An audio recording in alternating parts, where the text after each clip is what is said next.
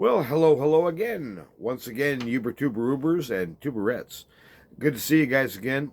If you're fast, if you're slow, if you're smart, if you're not so smart, if you're white, if you're black, if you're some other color, or you qualify basically as a human being, come on in, sit down. I'm smoking cigarettes a little bit, one by one. Hey, I wanted to share an idea with you. What would an old guy talk about? I mean, if you had just a chance to sit down, talk with him on the bench, and you don't know this guy and he don't know you, so you can tell him your heart if you want to. He doesn't know who you are. He doesn't know even who to tell in order to rat you out. So it's okay to talk occasionally with strangers and just give it to them straight. But wouldn't it be nice, if we had more human beings around us, friends or family or loved ones or church members or somebody, co-workers that you could have a honest conversation with without having blow a bunch of smoke and hiding and being real careful. Don't want to say certain things that might offend, stuff like that. Ugh.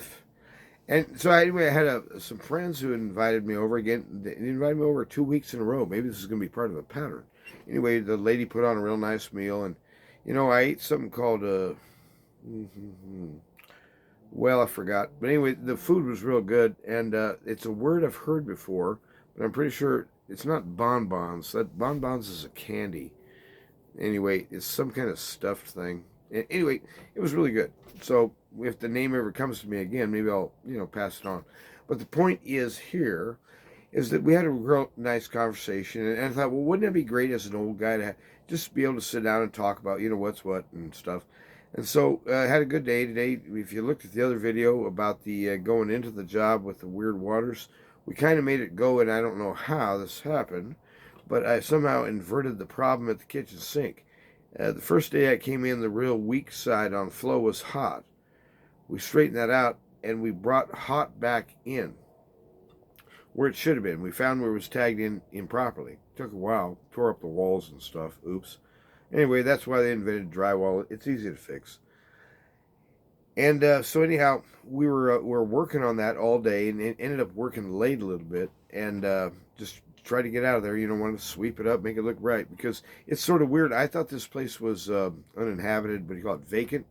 But it's funny. There's like furniture and stuff in there, and there's stuff like rolls of toilet paper and towels and stuff, but I don't see any personal belongings.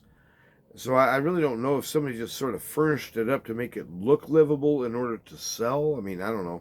Kind of like, having the smell of fresh cookies in the oven when they walk into the door for the real estate deal. Well, whatever. Anyway, just had a real nice conversation with my friends over there, and they're older than me, and I've known them for years and years and years. And I like talking with them, I like spending time, and everybody's different. Everybody got their strong points, everybody got their weak points, but we ended up talking about Jesus, and they're Christian, and I believe it. And trust me, it's right. I believe the Lord loves everybody, amen. But the thing is that those whom He loves unto eternal life, they know it and they say so, and they love Him in return, honestly, from the heart. So we were talking about the new and living way and how that kind of crashes in on what we honestly think of as church normality. And not, for instance, I'm a Presbyterian and of the Reformed ilk, and when I say Reformed, I mean Bible believing. Okay, so a lot of the Presbyterians kind of went off the rails, and who knows where they're at right now? Probably on Joe Biden's team, I don't know. But the point is that whether you're left or right or Republican or Democrat, there's no litmus test to being a Christian. The litmus test is Jesus in your heart? Do you love Him? Can you say so? Can you find it in your heart to pray for others, even those you don't like and those who've mistreated you? He says it can happen, and it will happen as the Spirit inhabits your heart. You're being renewed and remade in a way that's most exciting, because we're only beginning to see just the first little beginnings of it. I remember when I was a kid, I tried my hand as being a gardener, and frankly, I'm pretty bad at it. I always tell people I have a brown thumb. I can take water, fertilizer, and sunlight and kill a plant in about 3 weeks. So one year I was trying to grow watermelons. I was probably 9 years old. And I remember going out every morning, I guess first thing in the morning, when sun's still coming up, seeing if I could see anything busting out of the ground there, because I kind of remembered, because I made little furrows and whatnot, I kind of remembered where I had put the seeds. I didn't really mark them. Other than just stick, you got to take the watermelon seed bag, stick it like on a popsicle stick or something, and stick it in the ground. That way you know what's growing there, right? I guess some people do that. Anyway, the point being, when the first thing begins to pop out of the ground like that, it kind of looks like it's waggly like that, and then boy, it just takes off from there. And whether it's a tree or a plant like a watermelon or something like that, it's interesting watching seeds emerge and just first breaking forth through the earth. It's kind of like a show, like a movie that just keeps drawing audiences over and over. It's really interesting. And so when we're looking at the world around us, and really what we want is kind of like some home touch. We want to be able to sit down and talk honestly, heart to heart with somebody. Because I mean, let's face it, not most, a lot of people are just batshit crazy. Let's face it, a lot of people are badly misinformed, and whether you're right or left, you'll think it's the other guy who's misinformed, and of course he thinks it's you. Okay, enjoy that game. Let me know how it goes. But the point is that's not what the Christian doctrine's all about at all. It ain't about being right and having the right answers and the right morals and the right ethics. And look what I've done. I was out evangelizing every night. Okay, I'm going to evangelize right now. Here's the basis of evangelism. Okay, are you ready to hear it? Noah was what? A preacher of righteousness. What? Who's righteous? There is only righteous one, God the Almighty. And he preached that is the standard and nothing else. And justice shall prevail. Those who do not meet the righteous standard shall be destroyed in fury, in fire, and in terror. See, I can say the magic words. Okay, you ready? I tell young ladies this. If you're a young lady looking for Mr. Right, I'm going to give you a clue here. When you hear this from somebody, you need to hear the 3 magic words, right, as a girl.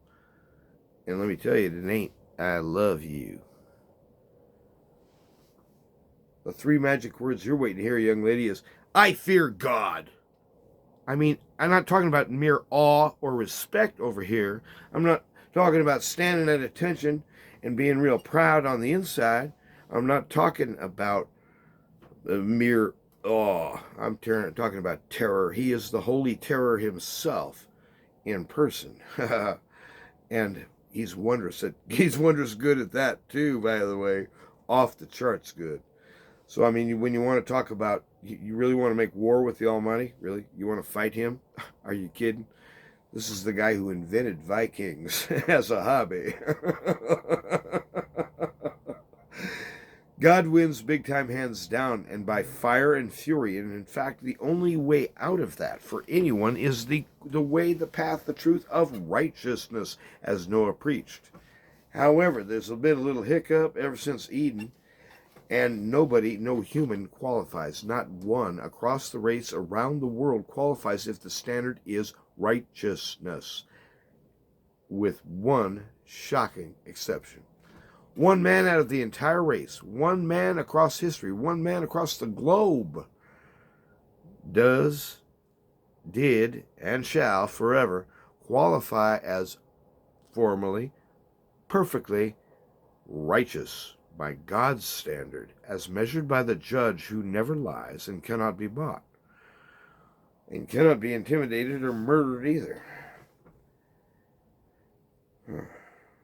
Things are getting dark, folks. Anyway, I just wanted to pass on a few good words to you. It's nice to be able to talk to somebody where, you just don't have to guard your words and watch out for those traps. Get out of here, shut up. And anyway, if you want to watch a classy video, JP Sears put out a real good one. I really enjoyed it, and it's kind of like, oh darn it, what was it? When the Giants something, whatever it is.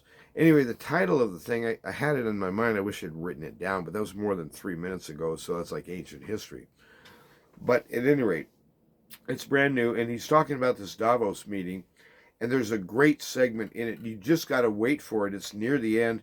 It's this guy that gets up on stage, on the Davos stage. Oh, you got to see it. And I'm not going to ruin it for you, but by golly, this guy's got some gumption. Ooh, I like that boldness in that young man. And he's saying it right. He's saying it true, and he's saying it blunt with 4-letter words in your face. And I hope he lives through it. I mean, seriously, that boy's probably in serious trouble right about now. But I hope the Lord helps him. I hope he emerges victorious. Go watch it.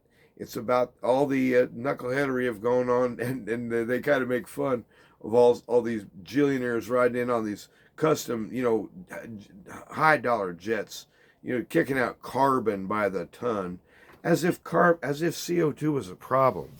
Gadzooks, you couldn't fool a baby with that crap. And it's like, what's wrong with you people?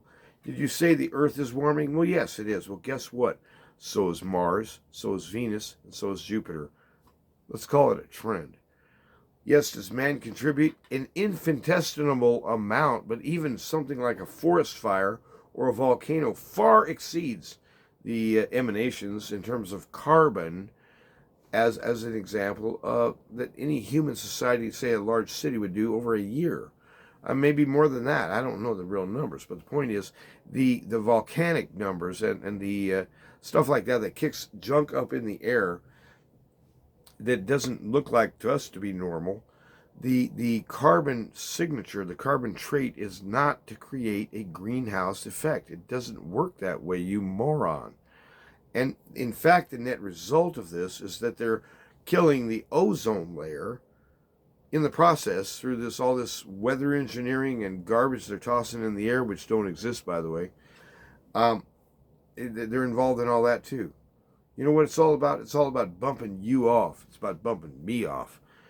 They don't like you and they don't like me. They don't want us to be breathing on their planet. And they're murderers at heart. They got the ethics and moral standards of Joseph Stalin. And they got the mindset and the brain wave of Adolf Hitler and Nietzsche combined. Batshit crazy. And then just throw in, take a look at some of them pictures of Klausy and his little black, what does he think he is, a Hell's Angel or something? But it's like, these guys apparently consult for their fashion, considerations, Dr. Evil. Like, take a look at the crap that Hillary used to wear around. She could have been Dr. Evil's, clone. Ugh, there's a thought. But anyway, it's nice to have a time to just chat with somebody and say, welcome in, welcome home, and have a good day. And regardless, just no matter how tough it gets, no matter how frustrating it gets, what he's doing is he's using all that to make you like a diamond. He's hardening you, he's sharpening you, and he's making you real focused on one thing. Find that one thing that drives you. Find that one thing that calls to your heart, your center. Find it, hear it. Go find what's at your center. And I guarantee somehow it leads right back or is directly from he himself. He has come to join us, not only in the community, not only as our overlord, but he has come as a fellow worshiper, a fellow human being with us. He too worships the Father. And we worship with him, and we worship through him, and unto him, and indeed we worship Jesus Christ. He is God. We need to say that from time to time. Is he man? Yes. Is he God? Yes. He's the miracle of miracles himself. He's what it's all about. So we're not preaching ethics, we're not preaching strategy, we're not preaching conservatism, we're preaching Jesus. Jesus in you, Jesus alive and thriving and changing you and making you more dynamic and rooted down than you've ever been before, and just willing to take on a new adventure in him, because he has the victory. So you guys have a good night. It's almost time for me to go to bed too. I'm still kind of working on this is pretty good for tonight. Here I am, only 9:20 or something like that. I'm not even through 1 quart of beer yet, so maybe I'm becoming Mr. shall we say, self-control. Don't hold your breath. You have a good night.